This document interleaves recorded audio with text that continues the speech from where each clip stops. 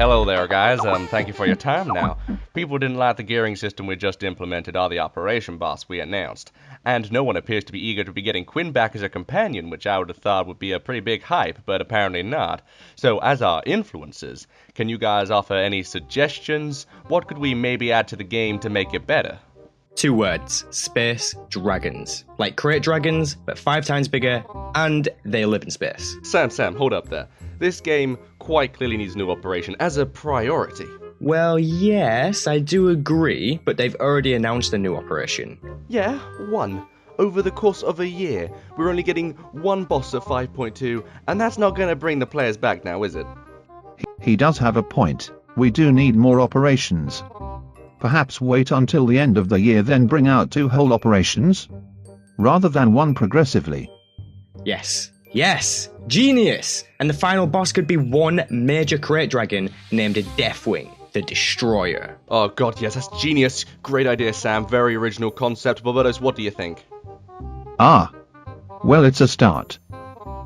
Look guys, let's be real here. I think honestly we need a new class. I was thinking one called the Pacifist, where you level a character independently without killing anyone. Going back to the old ways of Star Wars Galaxies, this player could level purely off mineral gathering and has a skill tree specifically tailored for negotiating with others in PvP Gen Chat. This skill tree could have moves that counter trolls and toxic players, like a move maybe called Comeback, where if someone calls you a noob in the game, your player will say, "You're the bigger noob," then rickroll them as a form of CC. Perfect. And at the end, if the player keeps being toxic, a crate dragon will appear and hit them with an uncleanable debuff called Troll, which removes all their moves and abilities with the exception to one move called Cry, which is the cry immersion. Because you're just going to have to stand there and cry, basically. Don't you think that's a little harsh? Shut up, Albertos. You don't know anything. You're not harsh enough. What we need to do to toxic players is teleport them to their own private jail cell, where they will spend the rest of eternity rotting away in the Imperial prisons. Perfect! Alright guys, well, that's a good idea, I guess. There might be a few balance issues there if we just have players sent to jail cells, and I'm not sure if, like, even toxic players deserve to spend their entire in-game time in a jail cell. But I guess we could consider it, perhaps. Thank you for your time, influencers. It's good to know you guys are a positive and good investment to the game. We will look over this in review and see what we can come up with. Let's cut this meeting short. See you guys later. Oh, that was good. I feel we got our point across. Didn't we nail that, Barbados? Sam, that was awesome. Good job. Great sesh. We will meet up next week for another influencer discussion. How's it going, ladies and gentlemen? It's LorOnline here again today with another video, and today I am joined by my good friend Vulkk to do the top 10 flashpoints in Star Wars The Old Republic. So prepare yourself for some serious Star Wars content. Starting with number 10. Starting off our list today is one of my all-time favourite flashpoints purely because of its Mandalorian theme, and that is Blood Hunt. Now, the reason Blood Hunt takes number 10 on our list today is because this flashpoint specifically offers a large range of content from my point of view. The flashpoint features various unique bosses ranging from Wampas to Rancors, as well as very engaging mechanical elements such as widespread AoEs, an example of which would be Kairamala's flying rocks and fire mines, and other such elements including damage buffs and nasty dots. Personally, the diversity in content featured from 6 different rooms, all with different bosses and scenarios, is what makes this flashpoint stand out from my perspective. Now, don't get me wrong, I do have a few issues with this flashpoint. It's the reason it's number 10 and not higher up on this list, but that's all I really want to say for this flashpoint. I'm going to leave the rest to Vulkk. Personally, I'm not a huge Mandalorian fan, so I do feel there are elements to these flashpoints that are messy, and it's not worthy to say that there is some disbalance here. The last boss, Shae Vizsla, does feel a bit too repetitive, and the second boss, Joss and Vulkk, are only difficult because of the huge amount of damage output they have. But still, I will credit Blood Hunt as being an okay flashpoint in comparison to many others. Number 9. Taking 9th on our list today was one of the flashpoints that I feel was in the right direction for the Star Wars The Old Republic MMO. This is, of course, the legacy of the Rakata, better known as the outro to the Forge Alliance questline and the introduction to the Shadow of Revan expansion. Not only was this flashpoint beautiful, with magnificent new textures and flora, but the flashpoint was also more open than most, allowing the player to explore the island and experience some nostalgia from the original KOTOR games. A huge plus to this flashpoint was the big Revan's reveal at the end, where a lot of players were shocked to see a sudden appearance of the former KOTOR protagonist. But that's just my perspective. Honestly, I feel it's very biased because I have nostalgic love for this flashpoint. I still think it is really cool regardless. From my perspective, Legacy of the Arakato was a much better flashpoint, especially after all the trash we got with Forged Alliances. I really liked the bonus boss of this flashpoint. The Infinite Army prototype, also known as the Pug Killer, was very interesting with a diverse range of AoE mechanics which really made the fight unique, difficult and interesting back in the days. The bosses throughout the flashpoint are not so good and interesting. The final boss fight was not difficult at all, but having the Knights of the Old Republic nod is always a big plus, which is why this is number 9. Number 8. 8th place today on our list is reserved for the very well known and loved flashpoint, Depth of Manaan. This flashpoint, unlike most, has significant value to me personally, as it was added to the game along with the Manaan Quest Hub planet, a planet that is in dire need of a stronghold. Hint, hint, devs, come on, you know what we're talking about. As for the flashpoint, the facility where the flashpoint takes place is so unique in comparison to other flashpoints, with beautiful textures, great graphics, and very interesting bosses. The bonus boss in particular, M2 AUX Foreman, is a very tough fight, as the player has to continuously be conscious of positioning to avoid the AoEs and ads. To focus in more on the mechanics of this flashpoint, we actually received numerous new, unique mechanics that definitely improve the variety of content in the game, not just from the bonus boss, but through the flashpoint progressively. In addition, the flashpoint comes with a unique background ambience enhanced by a most beautiful soundtrack, which really immerses the player and brings old memories from Knights of the Old Republic. In addition, the last boss fight is particularly standing out significantly due to its unique mechanic where the player must lure the boss over to one of the pipes projecting fire in order to do significant damage. Number 7. After a lot of debate, taking 7th place spotlight today is the concluding epilogue to the Malga story arc, and that's the False Emperor flashpoint. This flashpoint is great for new players. The bosses are hard, but not too hard, as players need to learn new and interesting mechanics to beat the bosses. For example, Jindo Cray, the second boss, requires players to click turrets that are aimed at the bounty hunter's ship in order to stop the ship from firing. If the player fails to do so, the ship will increase damage periodically and fire missile AoEs. This can be recovered, but not easily, which is why it's by far one of the more engaging flashpoints on this list. To be completely honest, I do feel that the only reason that this flashpoint is on this list is because of that boss fight. The Jindo fight specifically is so diverse in comparison to other flashpoint bosses that it has definitely earned its high praise. Jindo will also grapple the player, which can be very difficult for new tanks if they are unfamiliar with positioning. In addition, the Sith entity boss is also a fun and interesting encounter for people starting out the hard mode content, as the mechanics are relatively straightforward, but they can also be challenging. As a huge Malgas fan, I love the fact that he's heavily involved in here. Number 6. 6th place on our list today goes to the Shadow of Revan flashpoint, Battle of Rishi. This flashpoint is challenging on hard mode, it requires a lot of skill and a lot of communication. It's very fun to learn, and the environment is very relaxing, which gives the flashpoint a fair bit of replayability. I myself have done the flashpoint a fair few times, so it's fair to say I'm a little bored of it personally, but for new players, this is a great flashpoint for people to sort of learn the basic mechanics to any other flashpoint. And of course the narrative with the Republic and Empire versus the Revanites is also very engaging as well. Commander Mokan, the bonus boss, is a hard fight in general, as the healer needs to focus really hard on cleansing. In addition to that, all players need to be cautious of how many stacks they've acquired from the boss, because of the very punishing instant kill mechanic involving the compound stacks. This fight is very good because it encourages a lot of communication and is very hard, especially on players new to the hard mode scene.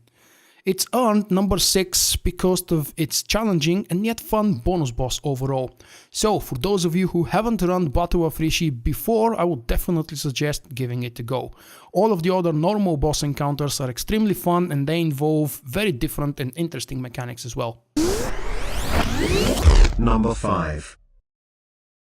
At the halfway point today, we have the Flashpoint that's better than Iocath, and yes, pun intended, I'm of course talking about Directive 7. This Flashpoint, this one is good. Now, the Rise of the Machines theme is what puts this at number 5 for us. The story arc is incredible, the content is full of lore, history, and is very well constructed around this central AI that runs the entire Flashpoint. It feels very simulated, at the same time it's very immersive. The actual environment itself seems familiar. Nevertheless, the Flashpoint ultimately is very engaging, as players have to work together to complete various puzzles and interesting boss mechanics. The final boss in particular has continuous burst damage, which puts strain on the healer and makes the fight that little bit more intense. In addition to the turrets, there are continuous AoE being dished out all the times. And of course, who can forget the cores, killing the ads and listening to that voiceover work as the cores overheat is truly something to behold. Let's not forget the fantastic mechanic Metal Hand. Number 4. Now, the runner-up on our list today is the Flashpoint Athiss. Now, from my perspective, the Flashpoint isn't great mechanics-wise. The bosses are kind of dull, with exception to the last boss, and there's not much interesting content. So why is it number 4? Well, the lore. There's a whole interesting backstory to the planet that's not discussed much in the actual Flashpoint concerning Jedi Knight Charmer and his descent to the dark side, as devoted Sith stripped away his connection to the Force and drove Charmer insane. He eventually redeemed himself, but was never who he once was. The whole theme behind an ancient Sith possessing people and messing with their heads, this whole cult that worships him devotedly, is what really does make this Flashpoint as engaging as it does from my point of view. I'm not sure necessarily how many of you would agree with me there, but I do feel that the actual lore is the anchor to this Flashpoint in comparison to other such Flashpoints. In addition, Athiss has some interesting seed tomes that contain forbidden teachings that not even the Dark Council members were allowed to learn by royal decree of the Emperor. The Prophet of Vodao is the last boss in the Flashpoint and has some rather interesting mechanics, but nothing that stands out other than his moving AoE, which can be avoided with careful positioning and a little bit of platforming. Overall, Athiss is more so a place of lore than it is challenging Flashpoint. Number 3. Taking the bronze medal on our list today, at number 3 is the Colicoid Wargames Flashpoint. This Flashpoint is by far one of the most entertaining Flashpoints in the game, featuring content as vastly diverse as cannon defense, all the way to intricate tests such as group puzzles, and new challenges that the player has yet to be introduced to. This is why this Flashpoint stands out so much for me. It is primarily because of that aspect of, damn, the game still has more to show me. It surprises me even though I'm actually already level 30. It's still dishing out content, and that is what I like about this Flashpoint specifically. It's something new, it's a different take on the game, and actually broadens the horizon in comparison to other Flashpoints already existing content. This offers to us a new, unique perspective and gives us much more diverse content that we have not yet seen. It is definitely why this is number 3 on this list. Personally, I like the forced group aspect of the Flashpoint, as it cannot be done solo. It requires a group and therefore some communication. I would also argue that the puzzle games are engaging, to say the least. It's a nice change of pace compared to the rest low-level Flashpoints. Number 2. Coming in at second place today, the silver medal goes to Kaon Under Siege. This Flashpoint is considerably more interesting than most Flashpoints in this list by far, as it features the Rakghoul Plague, a very mysterious and scary part of the SWTOR lore brought to life by this interesting Flashpoint. I will let Vulkk explain the majority of it. Before we move on, I'd like to just quickly say that the Tier 2 Flashpoints were some of the best Flashpoints in the game. It is a shame that there isn't much incentive to do them now, but ultimately they are amazing, and if you haven't done them already, I'd suggest giving it a go. The dark atmosphere is what makes the Flashpoint stand out. Walking around the dark streets, going into dark gloomy caverns, it keeps the player on edge.